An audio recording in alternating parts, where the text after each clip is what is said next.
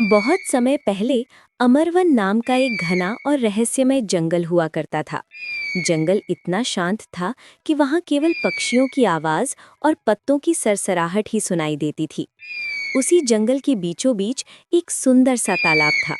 उस तालाब के किनारे एक अत्यंत सुंदर युवती खड़ी थी। वो साधारण युवती नहीं, बल्कि सूर्यगढ़ राज्य की राजकुमारी अनन्या थी। राजकुमारी प्रकृति की सुंदरता को निहार रही थी। तभी अचानक आकाश से एक बड़ी सी चील उड़ती हुई वहां आ गई।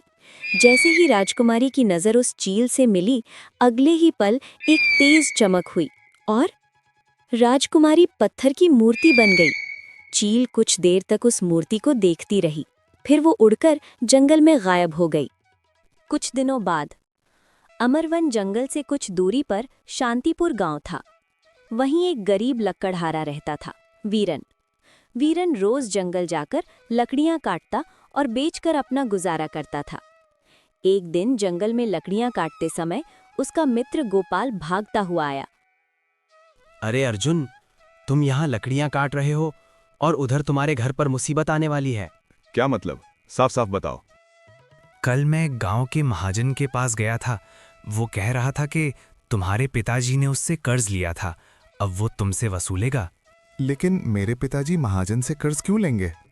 तुम्हारी माँ की तबीयत बहुत खराब थी ना, शायद उसी समय उन्होंने इलाज के लिए कर्ज लिया होगा। ओह, ये तो बड़ी मुसीबत हो गई।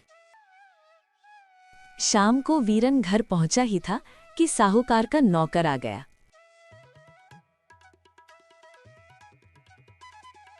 चलो, वीरन महाजन ने तुम्हें बुलाया है। कुछ देर बाद वीरन धनराज की हवेली में खड़ा था। आओ अर्जुन, तुम्हारे पिता ने मुझसे कर्ज लिया था, अब उसे तुम्हें चुकाना होगा। कितना कर्ज? ब्याज सहित पूरे 50 सोने के सिक्के। 50 सोने के सिक्के? इतनी बड़ी रकम मैं 10 दिन में कैसे लाऊं? मुझे इससे कोई मतलब नहीं। या तो 10 दिन में पैसे दे दो या अपना घर मुझे सौंप दो। ये सरासर अन्याय है। पहले मैं मुखिया से पूछूंगा। वीरन गुस्से में वहां से चला गया। अगले दिन वो गांव के मुखिया रामपाल के पास गया। अरे वीरन, आज जंगल नहीं गए? मुखिया जी, मुझे आपसे एक जरूरी बात करनी है। क्या मेरे पिता ने आपके सामने महाजन से कर्ज लिया था? हाँ, लिया था, लेकिन सिर्फ 5 सोने के सिक्के। वीरन समझ गया कि साहूकार धोखा दे रहा है, लेकिन गांव में साहूकार बहुत ताकतवर था। आखिरकार 10 दिन बाद साहूकार में वीरन का घर छीन लिया। वीरन बेघर हो गया। उसने कसम खाई, एक दिन मेरी किस्मत बदलेगी और मैं इस महाजन से बदला जरूर लूंगा। और वो गांव छोड़कर जंगल में चला गया। कुछ समय बाद जंगल में घूमते हुए वीरन को वही तालाब दिखाई दिया। तालाब के किनारे एक सुंदर राजकुमारी की पत्थर की मूर्ति खड़ी थी। वीरन हैरान रह गया।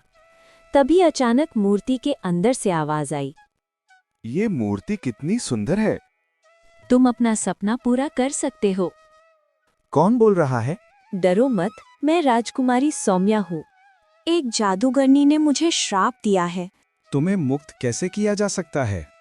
ज्वालामुखी की राख मेरे ऊपर डालनी होगी। मैं वो राख जरूर लाऊंगा।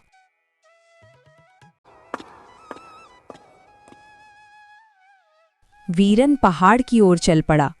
वहां एक परी प्रकट हुई। परी ने कहा, मनुष्य, तुम यहाँ क्यों आए हो? मुझे ज्वालामुखी की राख चाहिए। अगर पहेली का जवाब दिया तो ही मिलेगी। पूछो। ऐसी कौन सी चीज है जो बांटने से बढ़ती है? बुद्धि। तुम सही हो, तुम राख ले जा सकते हो।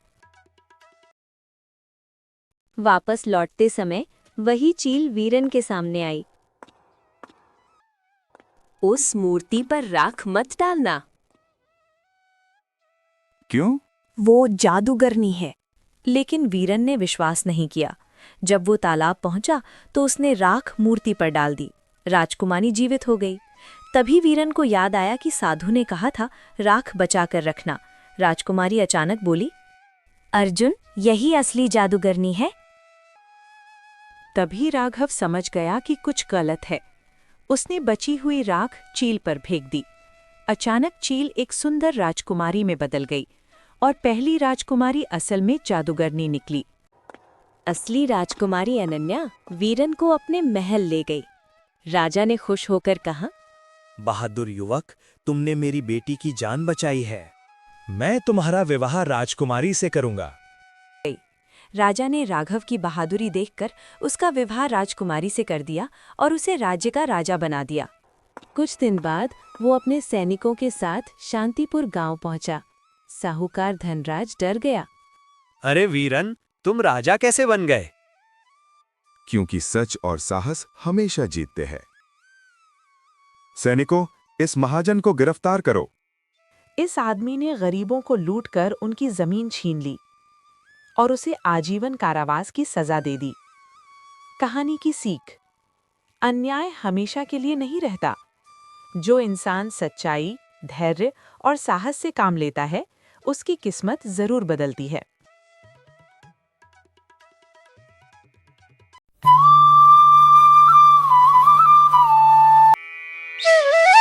पीपलगढ़ का ट्री हाउस। मध्य प्रदेश के एक छोटे से गांव पीपलगढ़ में एक लड़का रहता था। उसका नाम था माधव। गांव छोटा था लेकिन खेत बड़े थे, हरियाली थी, पर लोगों के जीवन में संघर्ष भी बहुत था। माधव का परिवार गरीब था। उसके पिता हरिराम एक छोटे किसान थे और माँ गौरी खेत में उनका हाथ बटाती थीं। घर मिट्टी का था, छत खपरेल की। जून की तपती दोपहर थी, लू चल रही थी। माधव अपनी 2 बकरियों गुलाबी और चांदनी को लेकर खेत के पास बने आम के बगीचे में चराने आया था। पसीना उसके माथे से बह रहा था, पर चेहरे पर मासूम मुस्कान थी। वो बकरियों से बातें करता जा रहा था। अरे गुलाबी, थोड़ा धीरे चलो ना, घास भाग नहीं रही है। चांदनी, तुम भी ना मुझे ही दौड़ाती रहती हो। माधव कभी स्कूल नहीं जा पाया, लेकिन उसकी माँ गौरी 5वीं तक पढ़ी थी। वो हर शाम दिए की रोशनी में माधव को पढ़ाती थी। अगले दिन जंगल किनारे माधव ने पहली बार एक लड़की को भेड़ें चराते देखा। उसका नाम था राधिका। ये जगह तुम्हारी है क्या? वहीं पर रोज मैं ही आता हूँ यहाँ। तुम्हारे खेत में बड़ा बरगद का पेड़ है ना? हाँ, बचपन से वहीं खेला हूँ। उस पर ट्री हाउस बना सकते हो। हम और ट्री हाउस? शहर के लोग गांव का अनुभव लेने आते हैं। उन्हें रहने, खेती करने, देसी खाना खाने का मौका दो, पैसे मिलेंगे। माधव ने ये बात घर में बताई। पहले सब डर गए। बेटा, अगर नुकसान हो गया तो? हमारे पास ज्यादा बचत भी नहीं है। पिताजी अगर कोशिश नहीं करेंगे तो जिंदगी भर गरीब रहेंगे। गांव के समझदार बुजुर्ग किशन काका ने योजना सुनी। सच काका, सपना बड़ा है बेटा, पर नामुमकिन नहीं। थोड़ा पैसा मैं दूंगा, बाकी बैंक से लोन दिलवाएंगे। हाँ, बस मेहनत सच्ची होनी चाहिए। पूरा गांव जुट गया। बरगद के पेड़ पर लकड़ी का सुंदर घर बनना शुरू हुआ। 1 महीना बीत गया। आखिर ग्राम अनुभव निवास तैयार हो गया। उद्घाटन के दिन कोई नहीं आया। शायद हमने गलती कर दी। विश्वास रखो, पहला मेहमान जरूर आएगा। 2 दिन बाद राधिका एक व्यक्ति को लेकर आई, विनीत मेहरा। क्या आप ही मानव हैं? जी सर, स्वागत है आपका। 2 दिन का अनुभव दिखाया जाता है। खेती करना, दूध निकालना, खाना बनाना सिखाया जाता है। जाते समय, ये 30,000 रुपए हैं, मैं अपने कर्मचारियों को भी भेजूंगा। इतना बड़ा अमाउंट? धीरे धीरे शहर से लोग आने लगे। 2 महीने में 4 ट्री हाउस बन गए। 6 महीने में 10। माधव ने गांव के युवाओं को काम पर रखा। किसानों को ट्रेनिंग दी कि कैसे पर्यटकों को खेती का अनुभव कराएं। पीपलगढ़ गांव की पहचान बदल गई। अब लोग उसे ट्री हाउस वाला गांव कहने लगे। माधव भैया, हमें भी काम मिलेगा? ये काम मेरा नहीं, पूरे गांव का है। 1 साल बाद बैंक खुद लोन ऑफर लेकर आया। माधव ने विस्तार किया। देश के अलग अलग शहरों से लोग आने लगे। विदेशी पर्यटक भी। राधिका अब इस पूरे प्रोजेक्ट की मैनेजर बन चुकी थी। हम 7.5% ब्याज पर बिजनेस लोन देंगे। मौका अच्छा है बेटा। हमें अपने बेटे पर भरोसा है। बरगद के उसी पेड़ के नीचे माधव खड़ा था। वो आसमान की ओर देख रहा था। धन्यवाद प्रभु, आपने मेरे छोटे से सपने को पूरे गांव की उम्मीद बना दिया। राधिका उसके पास आई। माधव मुस्कुराया।